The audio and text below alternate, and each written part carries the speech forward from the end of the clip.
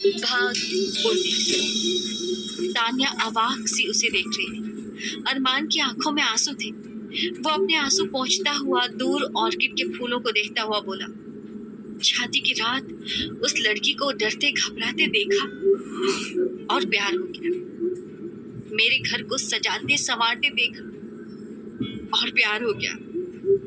उसे फूलों से पक्षियों से बात करते देखा और प्यार हो गया। उसे अपने अनभ्यस्त पैरों से थिरकते देखा और प्यार हो गया। उसे अपने दोस्तों के साथ खिलखिलाते देखा और प्यार हो गया। उसे मुझसे बात करते हुए शर्माकर नजरें झुकाते देखा और प्यार हो गया। मैं कैसे बताऊं तान्या कि मुझे उसकी किस किस अदा से प्यार हो गया। अब मैं समझता हूँ मम्मा को पापा से कैसे प्यार हो गया था।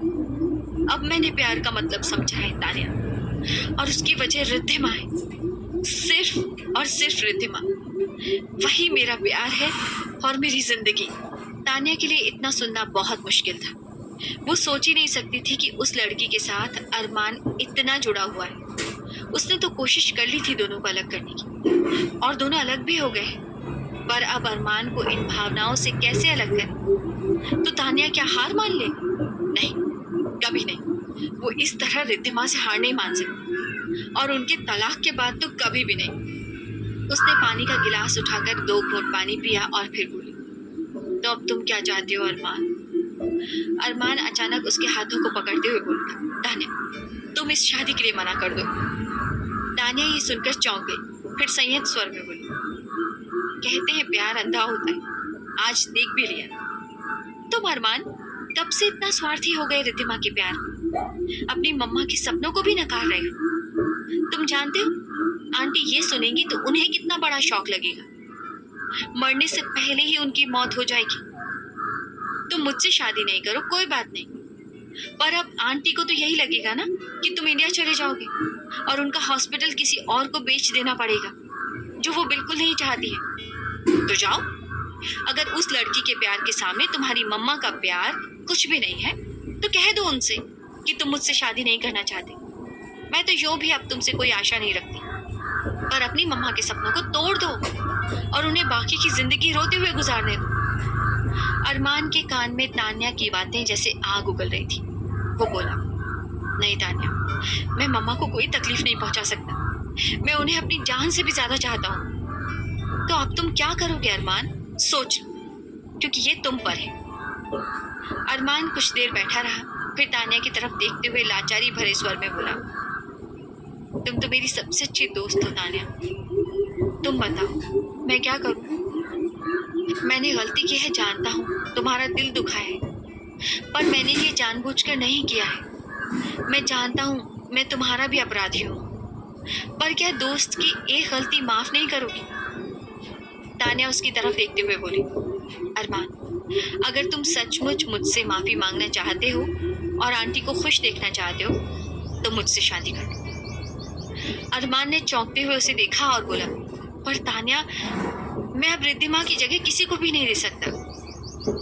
मैंने कब कहा कि मुझे रिद्धिमा की जगह चाहिए? तान्या इतनी फालतू नहीं है कि किसी को जगह देने के लिए अपना वजूद मिटा ले। मैंने तुम पर भरोसा किया था अरमान, और तुम भी जानते हो अरमान, मैं तुम्हारे सिवा किसी और लड़के के इतना करीब नहीं गई। पर मुझे अब सिर्फ आंटी की टेंशन है। अगर उन्हें कुछ हो गया तो मैं खुद को कभी माफ नहीं कर पाऊंगी। झगड़ा मेरे, तुम्हारे और रिद्धिमा के बीच है, पर उसमें आंटी की क्या गलती है? मैं वादा करती हूँ, जब तक तुम्हारे दिल से रिद्धिमा का निशान न मिट जाए तब तक तुम मुझसे रिश्ता ना बनाना चाहो, मैं तुम्हारे करीब कभी नहीं आऊंगी। पर ये शादी होनी चाहिए, वरना आंटी अपना ट्रीटमेंट नहीं करवाएंगी और उन्हें कुछ हो गया तो तुम्हारी बात मैं नहीं जानती, पर मैं खुद को कभी माफ नहीं कर पाऊंगी। इसलिए सब कुछ जानते हुए भी मैं तुमसे शादी करने को तैयार हूँ। अरमान कुछ देर सोचता रहा, फिर बोला, थैंक यू तान्या, मैं तुमसे शादी करने को तैयार हूँ और मैं जानता हूँ तुम अपना वादा निभाओगी। अरमान को जाते देखकर तान्या बुदबुदाई, इतनी आसानी से तो तुम्हें मैं नहीं जाने देने वाली थी अरमान। मैंने इतनी मेहनत सिर्फ तुम्हें पाने के लिए की थी, क्योंकि तुम मेरे थे, उस रिद्धिमा के नहीं जो अचानक कहां से धूमकेतु की तरह प्रकट हो गई थी। अच्छी बात है, तुम दोनों का तलाक हो गया है और अब मैं देखूंगी शादी के बाद कितने दिनों तक तुम मुझसे अलग रह सकती हो।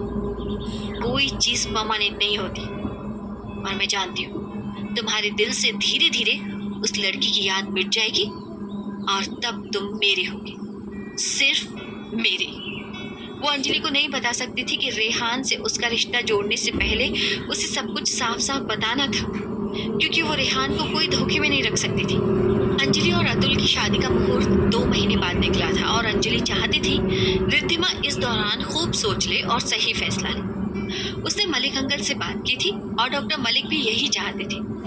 रेहान रिद्धिमा को कॉल करता रहता था और उसके काम आने के बारे में पूछता रहता था, पर अंजलि से फोन पर उसे सारे डिटेल्स मिलते रहते थे और उसने अंजलि को कहा था कि उसे कोई जल्दी नहीं है। रिद्धिमा को वो खूब जानता था और वो ऐसी लड़की है जो इतनी जल्दी किसी चीज से नाता तोड़ किसी दूसरी की ओर नहीं मुड़ सकती, इसलिए रिद्धिमा को थोड़ा टाइम दिया जाए।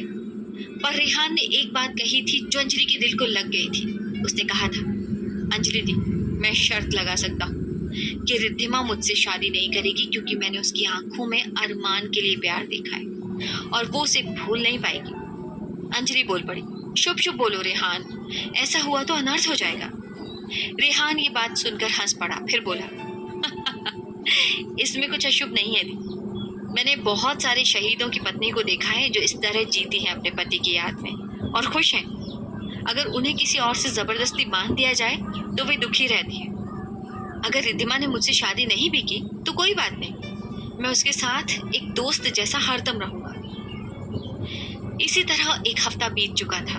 आजकल हॉस्पिटल में ब्रेक के टाइम रिद्धिमा के दोस्त अंजलि और अतुल की शादी के बारे में ही बात करते रहते थे, पर रिद्धिमा चुप सी बैठी रहती थी। आज भी उसी तरह बैठी थी और खोई हुई थी। कल मलिक अंकल उनके घर आए थे और रिद्धिमा को लेकर उसी मंदिर में गए थे जहां वो दोनों शादी से पहले जाते थे।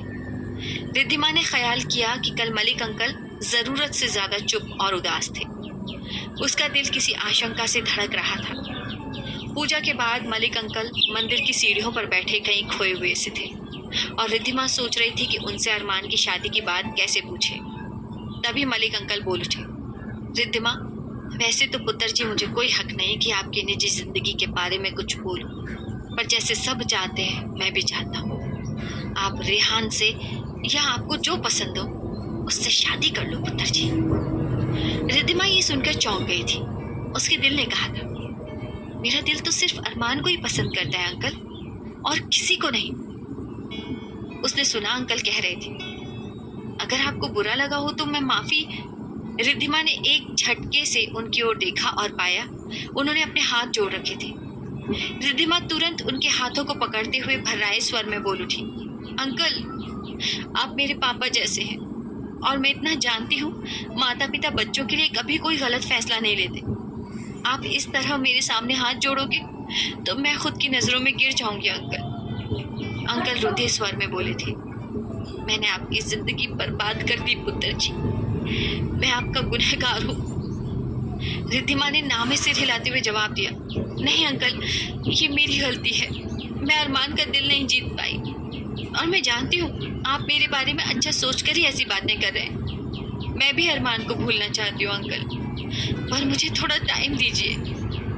अंकल ने उसके सिर पर हाथ फेरा और कहा था, पहले भी आप मेरी बेटी थी और आज भी हैं, और तब तक आप मेरी जिम्मेदारी हैं जब तक कोई आपका हाथ नहीं थाम लेता। मुझे बस इंतज़ार है कि आपकी इंटर्नशिप और पीजी जल्दी से ख़त्म और आप मेरे हॉस्पिटल को संभालो। अंजलि से मेरी बात भी हुई है, आप दोनों बहनें हम दोनों दोस्त के हॉस्पिटल संभालने लगोगी तो हमारा सपना पूरा हो जाएगा। मैं नहीं चाहता मेरे जाने के बाद मेरे परदादा का हॉस्पिटल किसी और के हाथ में चला जाए। रिद्धिमा ने आश्चर्य से उन्हें देखा था।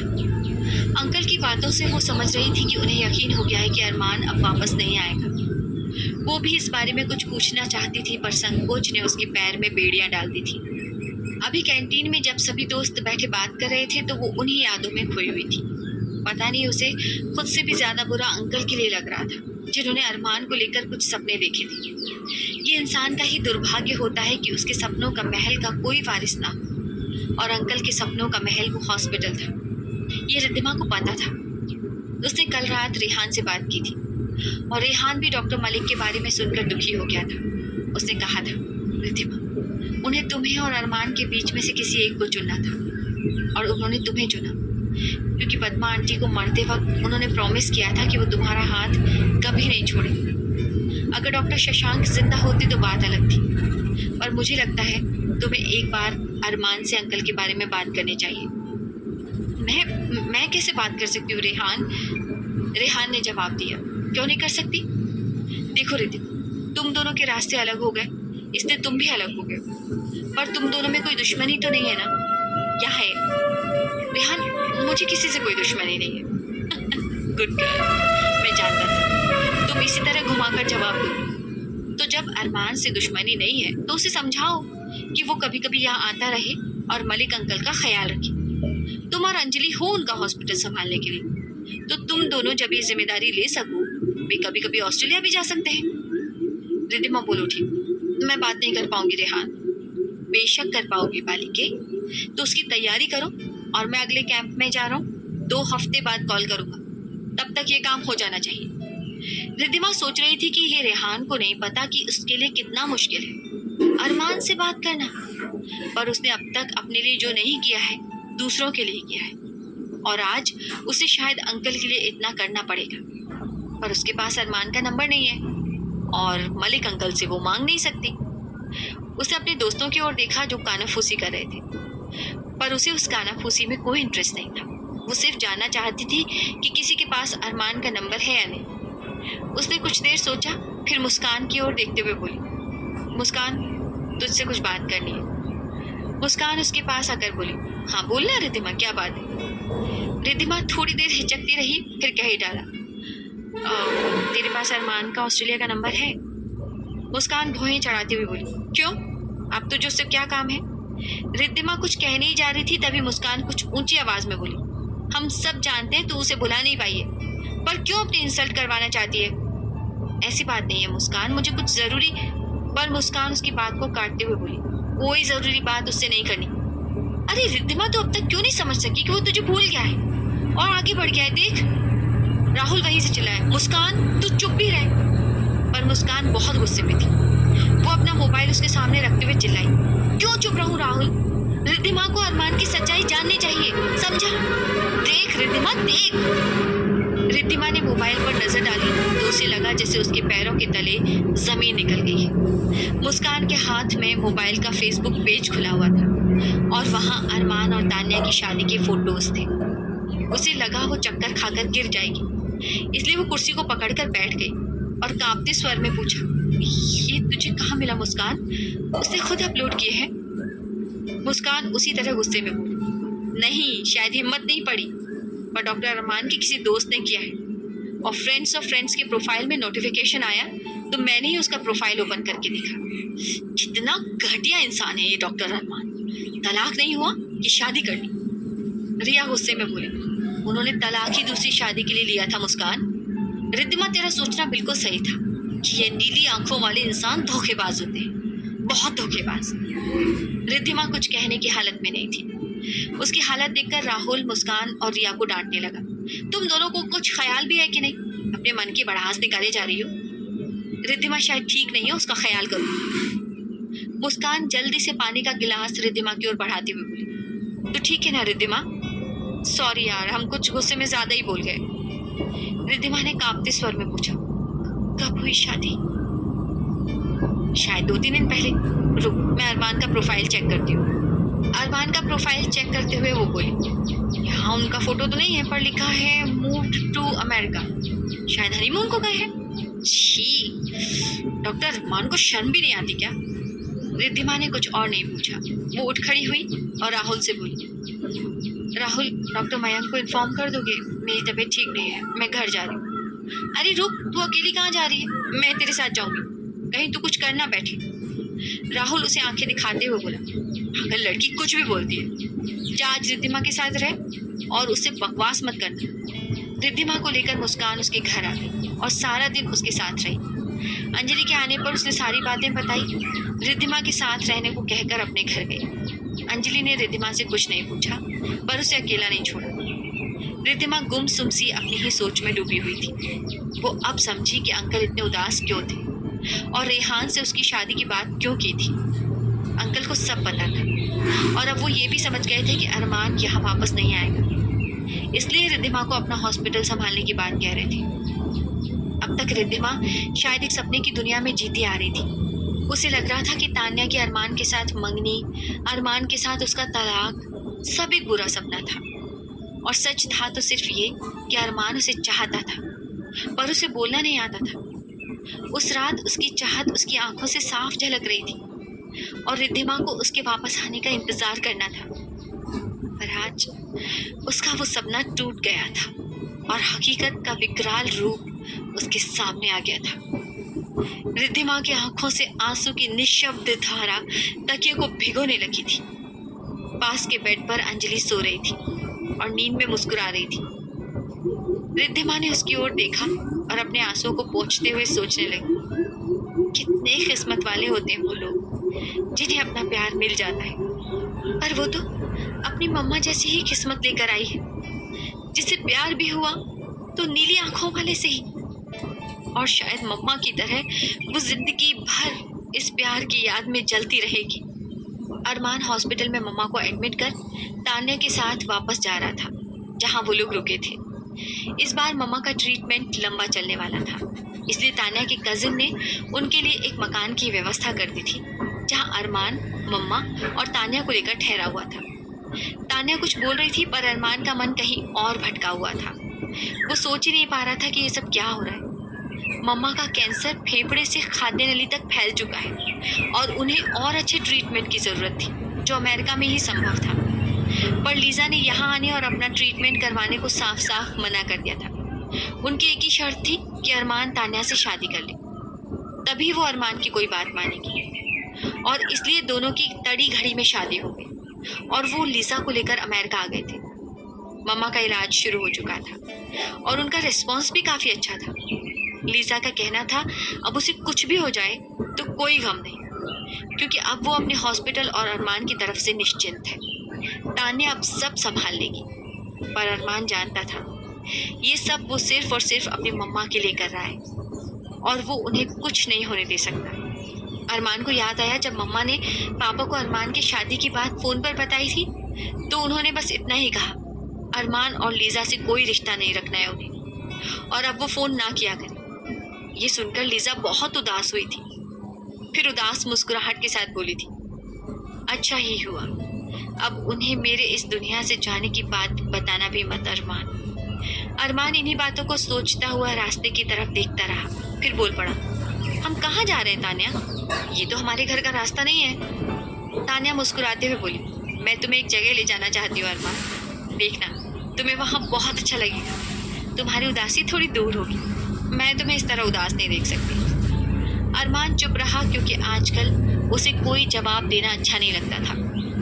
उसने अपनी जिंदगी का क्या सोचा था और अब क्या हो रहा है उसे खुद पता नहीं था।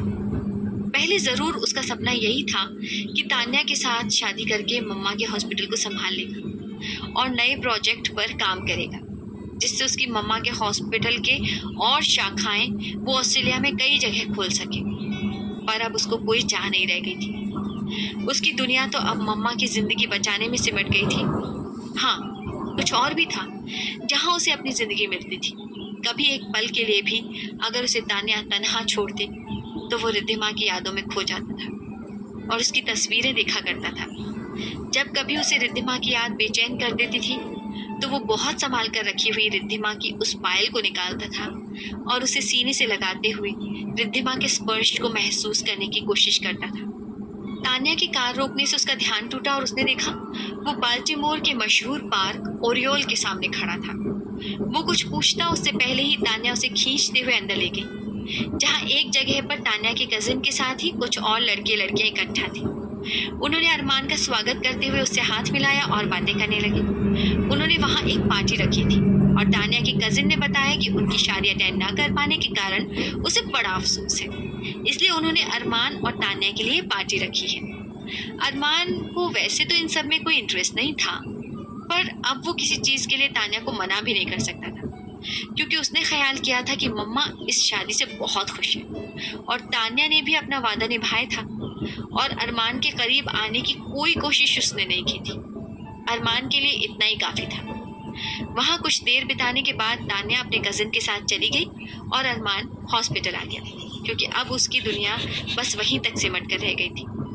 अब उसका कोई अपना नहीं था, ना कोई सपना। जो खो चुका था उसे अब वो पा नहीं सकता था, पर जिसके लिए उसने इतनी बड़ी कुर्बानी दी उन्हें नहीं खो सकता था। सुबह जब अंजलि उठी तो देखा रिद्धिमा सो रही थी। उसने बड़े प्यार से उसके सिर पर हाथ फेरा और फ्रेश होने चली गई।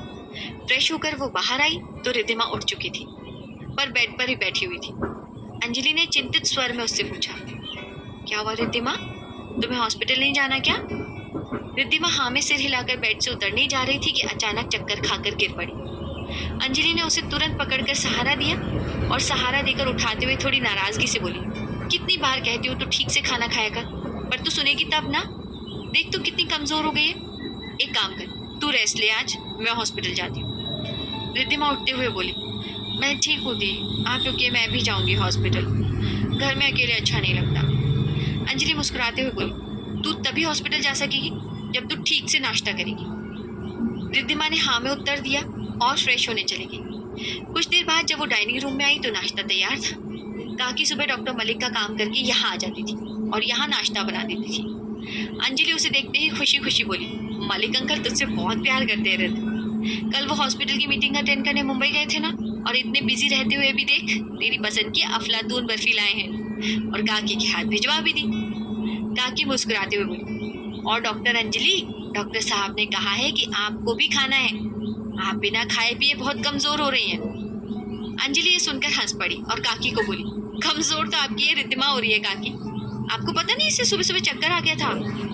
हाय राम, डॉक्टर साहब को बताऊं क्या? अरे नहीं नहीं काकी, उनको क्यों बेकार में परेशान करना, ये लड़की ठीक से खाती पीती नहीं है ना, पर अब इसे डांट डांट कर खिलाऊंगी मैं, आप फिक्र मत करो। रिद्धिमा उनकी बातें सुनते हुए चुपचाप नाश्ता कर रही थी, पर खाने की इच्छा जैसे समाप्ति हो गई थी। बड़ी मुश्किल से उसने नाश्ता खत्म किया और अंजलि के साथ बाहर आई। अंजलि उसे मलिक हॉस्पिटल छोड़ते हुए डॉक्टर शशांक के हॉस्पिटल चली गई। हॉस्पिटल की ड्यूटी खत्म होते ही अंजलि बाहर आई और अपनी कार घर की तरफ दौड़ाने लगी। उसका दिमाग अचानक पूरी तरह से ठप हो गया था। कुछ समझ नहीं आ रहा था उसे। कार रोककर वो उतरकर आंधी की तरह आई और रिद्धिमा का नाम पुकारते हुए उसके कमरे तक चली आई। देखा तो बालकनी के बाहर देखते हुए चुपचाप खड़ी थी, मानो उसके बदन में जान ही नहीं हो। अंजलि वहीं से चिल्लाई, इम्पॉसिबल, ये कैसे हुआ ये सब? तो सच कह रही है रिद्धिमा। रिद्धिमा उसकी तरफ मुड़ी और अपने आंसू पोंछते हुए अंजलि की तरफ रिपोर्ट बढ़ा दी। अंजलि ने रिपोर्ट देखते हुए हैरानी से रिद्धिमा की ओर देखा और पूछा, अरमान? रिद्धिमा ने हाँ में सिर हिलाया और अपना चेहरा दूसरी ओर घुमा लिया, मानो वो चेहरा अब अंजलि को दिखा नहीं सकती। अंजलि को क्या, सारी दुनिया को दिखाने के काबिल नहीं थी वो।